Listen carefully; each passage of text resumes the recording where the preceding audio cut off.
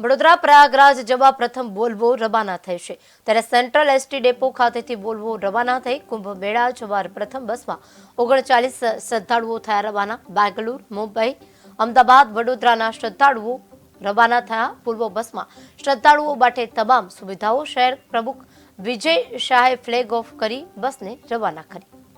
ગુજરાતના માન્ય મુખ્યમંત્રી શ્રી ભૂપેન્દ્રભાઈ પટેલ સાહેબ, વડોદરાના પ્રભારી મંત્રી અને આજ વિભાગના માન્ય મંત્રી શ્રી હર્ષભાઈ સંઘવી સાહેબ બંનેની એવી વિશેષ લાગણી હતી કે ગુજરાતના દરેક નાગરિકને પ્રયાગરાજના મહાકુંભ જે દર 12 વર્ષે આવે છે, આમ તો 144 વર્ષે જેનો લાભ લોકોને મળવાનો છે, એવા સૌ ધાર્મિક ભાવિક ભક્તો માટે પ્રયાગરાજમાં સ્નાન માટેની વ્યવસ્થા કરવી જોઈએ, એમની આવવા જવા માટેની વ્યવસ્થા કરવી જોઈએ કે જેથી દરેક નાગરિકને એનો લાભ મળે।